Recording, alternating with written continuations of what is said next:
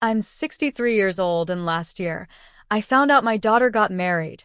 Not from her, but from Facebook. There she was, standing in a white lace gown, her arms around a man I'd never seen, smiling like she'd never known pain.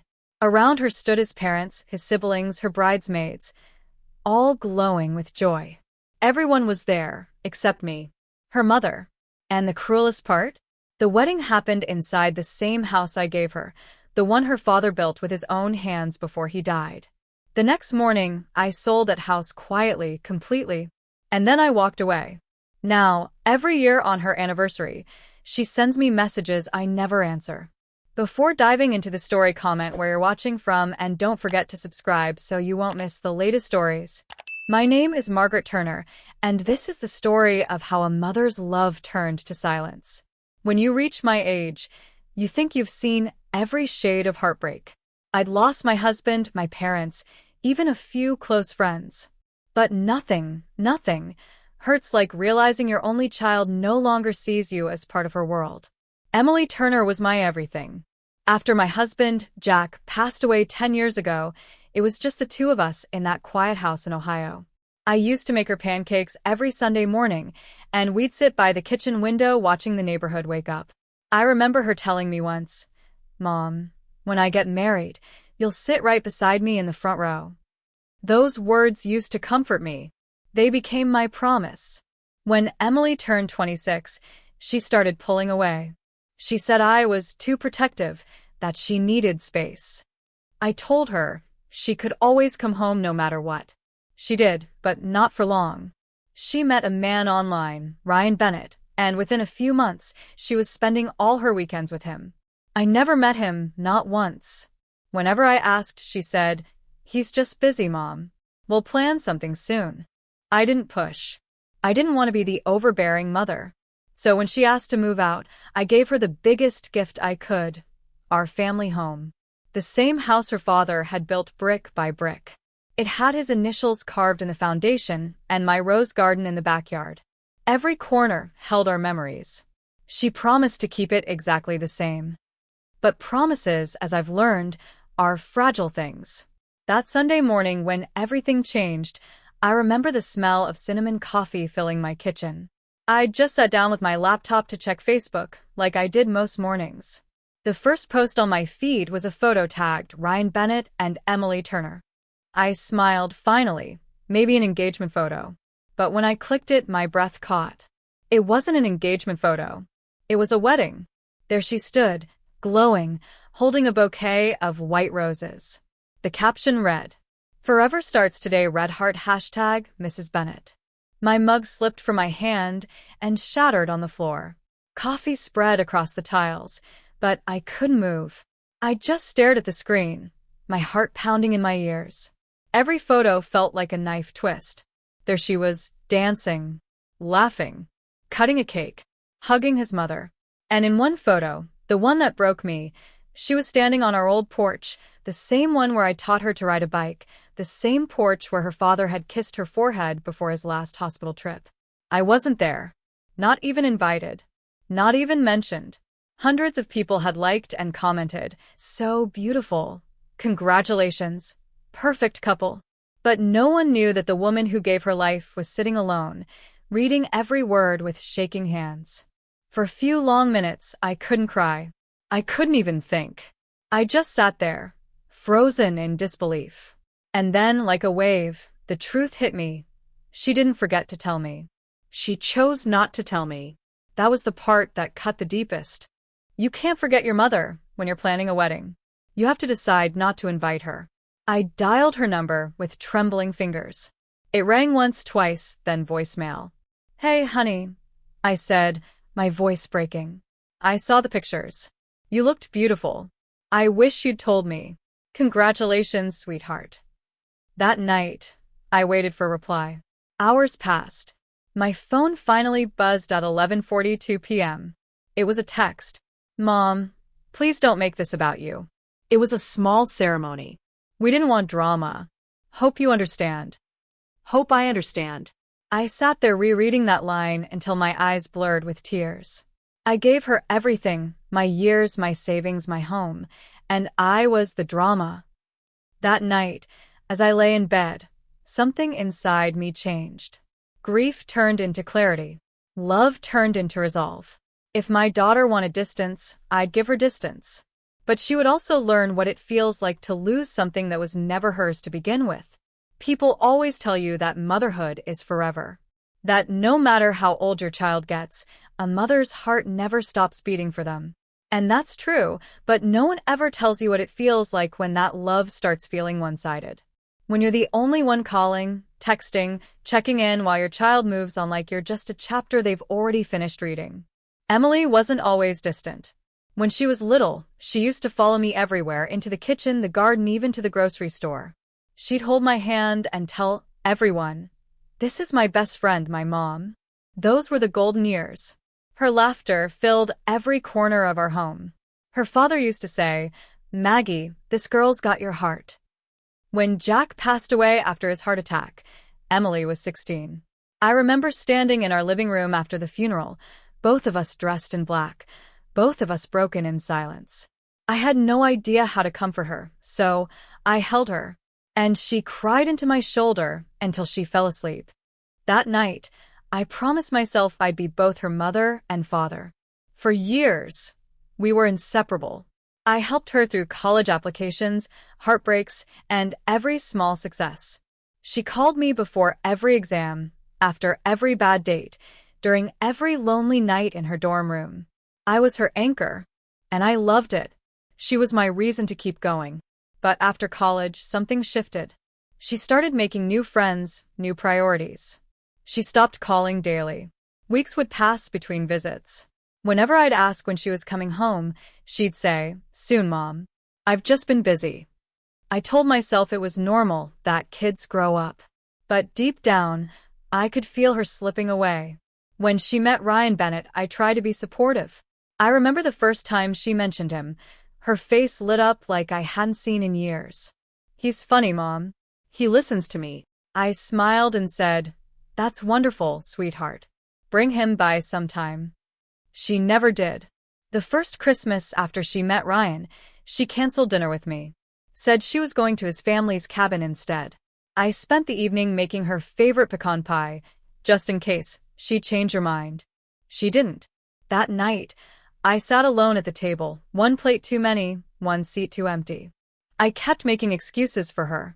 She's young. She's in love. She'll come around. But then one afternoon, she showed up at my house with an envelope.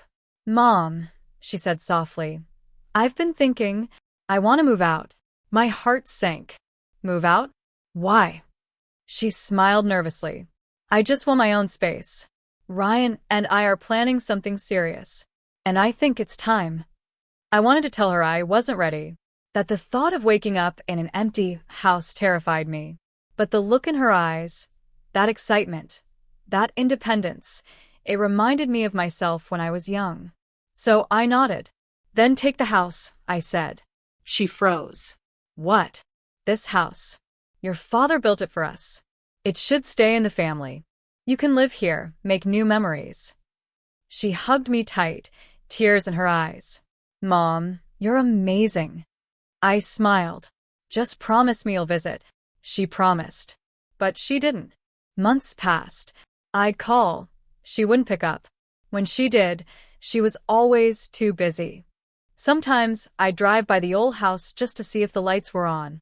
I'd catch glimpses of her through the window, laughing, cooking, living. Never once did she wave. Never once did she invite me inside. I didn't realize it then, but the warning signs were already there. One day, I dropped off a small basket of muffins on her porch. A few hours later, I got a text. "Mom, please don't drop by unannounced. Ryan doesn't like surprise visits." Ryan. That name started to feel like a wall between us. After that, I stopped trying. I told myself if she wanted space, I'd give it. I focused on my small garden, my morning walks, my church group. But there wasn't a day that I didn't think of her. Every time my phone buzzed, I hoped it was her. It rarely was. And then came that fateful morning, the day Facebook showed me her wedding. The day I realized the distance wasn't just emotional anymore, it was final. When I saw those photos, it wasn't just betrayal. It was confirmation. I'd handed her my world, and she'd shut me out of hers. That night, I sat on my porch watching the sunset paint the sky gold and pink. And for the first time in years, I felt nothing. No anger. No sadness. Just stillness. But deep inside that stillness, a small thought began to grow. If she could erase me from her life, then maybe I could do the same. Only, I'd make sure she'd remember me every time she walked past the place she once called home. The night after I saw those wedding photos, I couldn't sleep.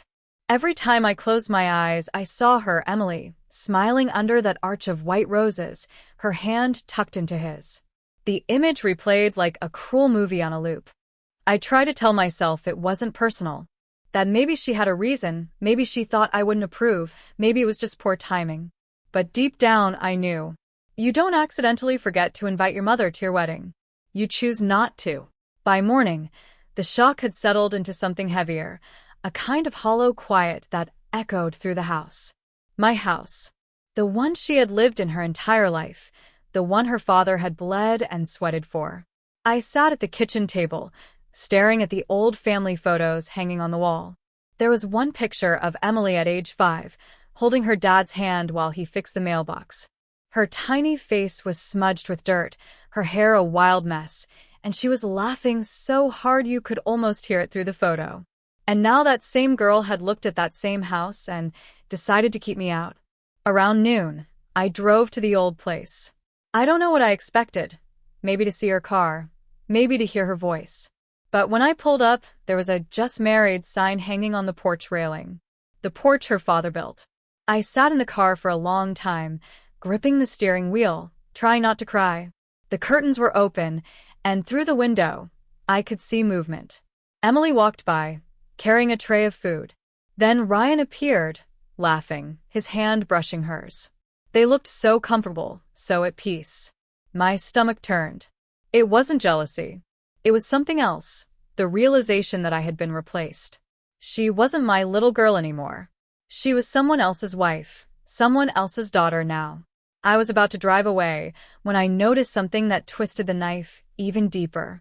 In the corner of the porch, the same spot where Jack used to sit in his old rocking chair, stood Ryan's mother. She was helping Emily arrange flowers. The way they smiled at each other, you'd think they'd been mother and daughter for years. I remember whispering to myself, so that's it then. It was the moment I stopped hoping. The next day, I called Emily. No answer. I left a voicemail. Then another. A week passed. Then 2. No reply. Finally, she texted back. Mom, please don't come by or call right now. Ryan thinks it's best we have some space. We'll talk soon. That message, it broke something permanent inside me. Her house? My house. Her wedding? My silence. Her space? My absence. That night, I sat down with a cup of tea and stared out the window, the same window where Jack and I used to watch the rain. For the first time, I started thinking clearly, not like a mother, but like a woman who'd been pushed too far. I pulled out the property papers from my file cabinet. The house was still in my name. I'd never legally transferred ownership. I'd simply let her live there.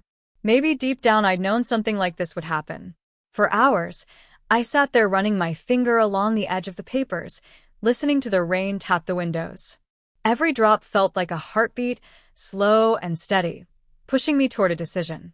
By morning, I knew what I was going to do. It wasn't anger that drove me. It was peace. A strange, quiet kind of peace that comes when you've cried all the tears you can cry. I was done begging for a place in her life. If she wanted to erase me, I'd help her finish the job by erasing every trace of what I'd given her. I called my realtor that afternoon, a woman named Sarah, who'd helped Jack and me buy the house decades ago.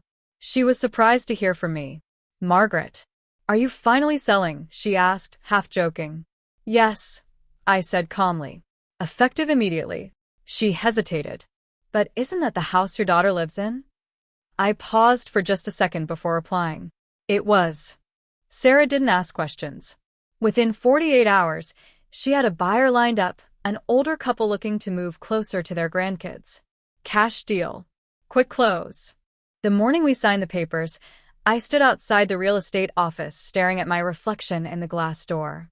My hair had more silver than I remembered. My eyes looked tired, but calm. When Sarah handed me the check, I thanked her and walked straight to the bank.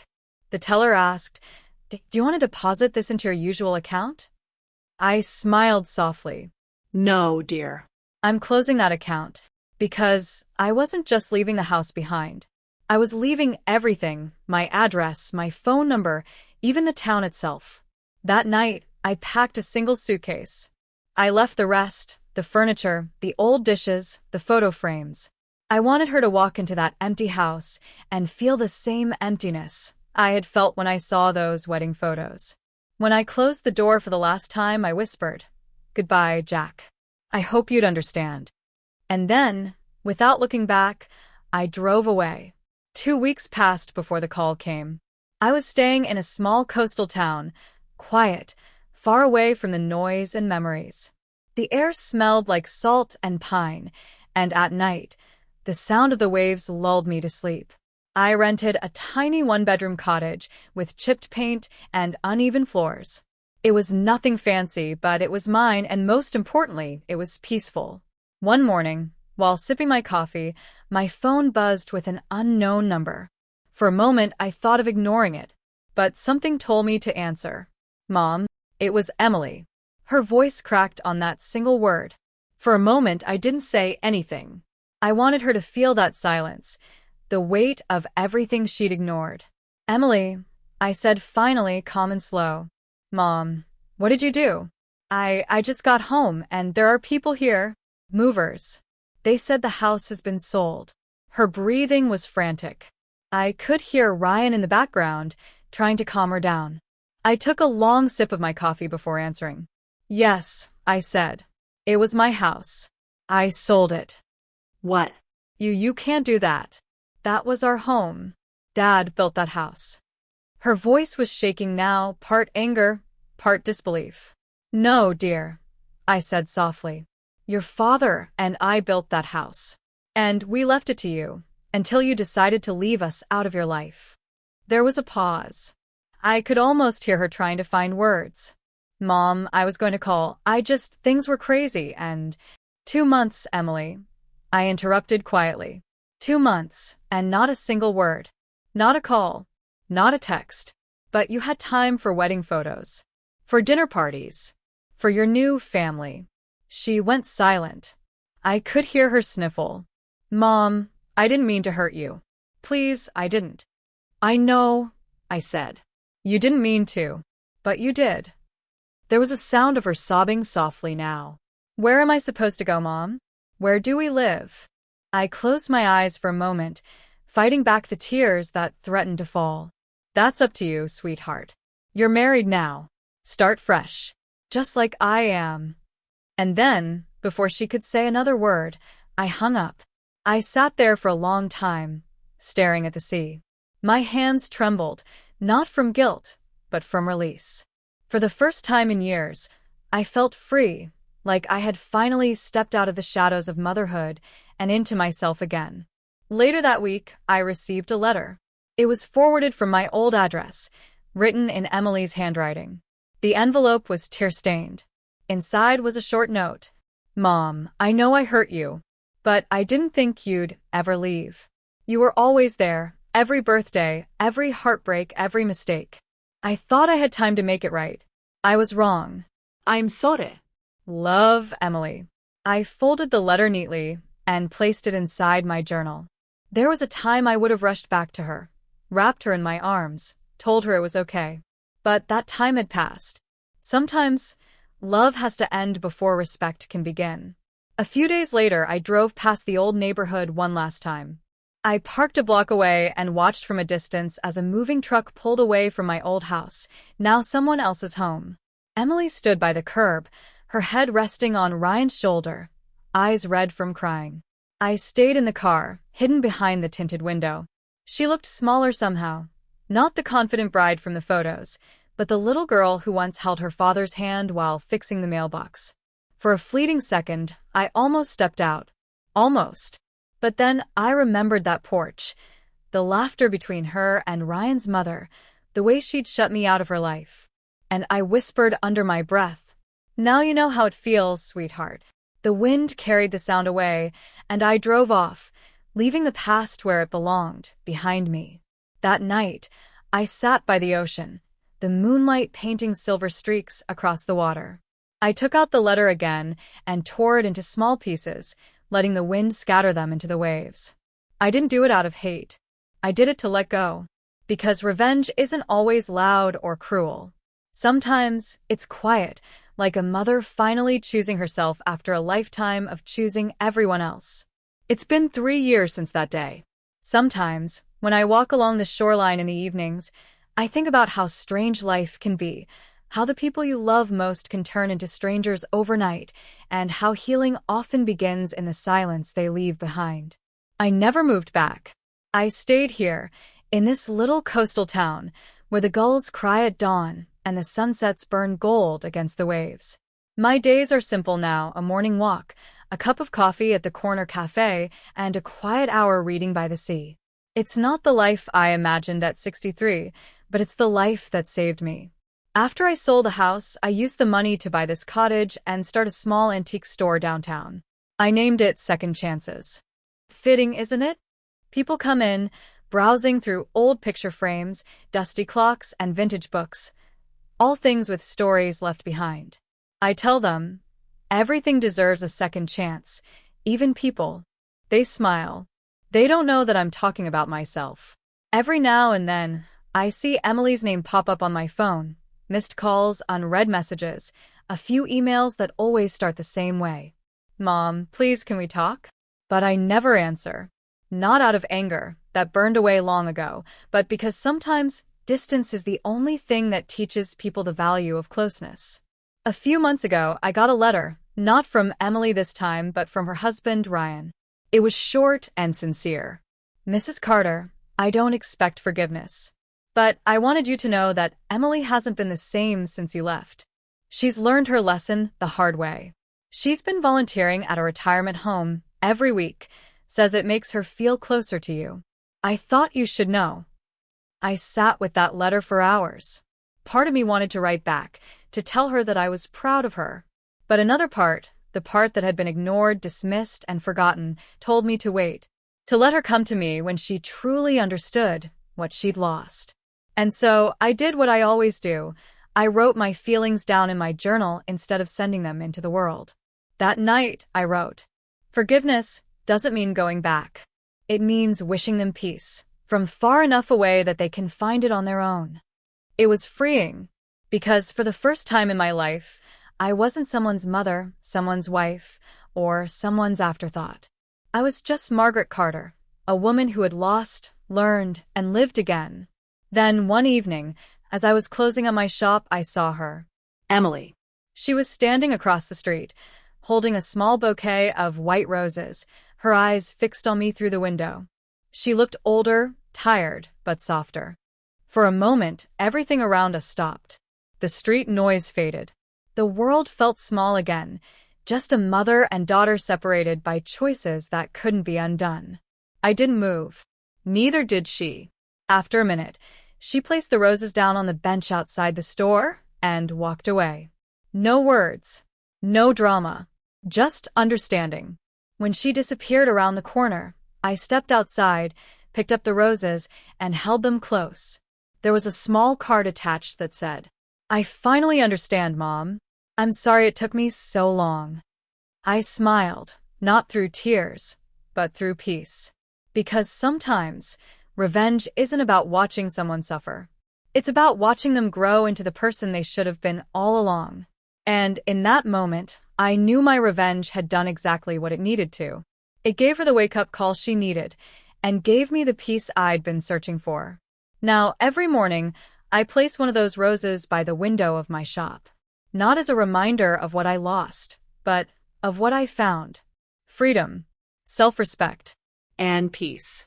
When people ask if I ever talk to my daughter again, I just smile and say, some stories don't need an ending. They just need peace. Then I lock up the shop, walk toward the ocean, and watch the sun sink into the horizon, the waves whispering softly against the sand, as if the universe itself is saying, "You did the right thing, Margaret." And for the first time in a long time, I believe it.